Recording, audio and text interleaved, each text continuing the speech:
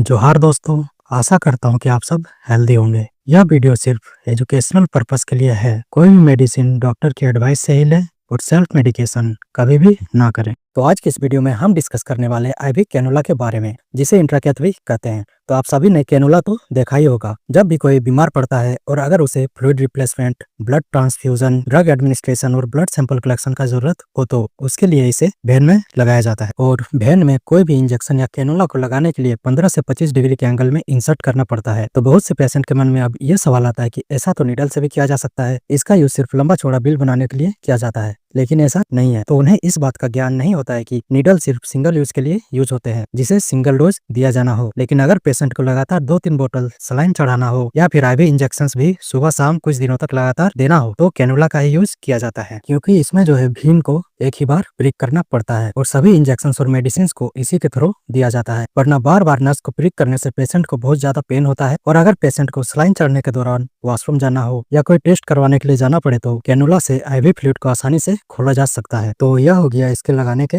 Benefits. अब आगे इस वीडियो में हम डिस्कस करने वाले हैं इसके colour, size, diameter, flow rate और यूजेस के बारे में। लेकिन उसके पहले कैनुला के पार्ट्स के बारे में जान लेते हैं। तो यह जो पार्ट है इसको प्रोटेक्टिव कैप बोलते हैं, जिसका काम नीडल और कैथेटर को प्रोटेक्ट करना होता है। और इसको नीडल बोलते हैं, इसी से भेन को ब्रेक किया जाता है, यानी कि नस को फोड़ा जाता है। और यह जो पार्ट है इसको कैथेटर बोलते हैं। कैथेटर ही जो है वो भेन के अंदर रहता है। नीडल का काम सिर्फ प्रिक करने के लिए होता है। प्रिक करने के बाद नीडल को निकाल लिया जाता है और इसे catheter wing, injection, portal cap, कोई भी इंजेक्शन यानी कि मेडिकेशन इसी के थ्रू दिया जाता है। इसे needle bulb, needle grip, flashback chamber, जब भी कैनुला को लगाते हैं तो फ्लैशबैक चैम्बर में ब्लड जरूर आता है। अगर वहाँ ब्लड नहीं आए तो कैनुला सही से नहीं लगता है। नेक्स्ट पार्ट जो है वो है लियर लॉक प्लग। तो यह तो हो गया पार्ट्स ऑफ कैनुला। अब डिस्कस करते हैं इसके size, colour, diameter, flow rate और यूजेस के बारे में। कैनुला जो है वो मेनली 8 कलर के होते हैं: पर्पल, येलो, ब्लू,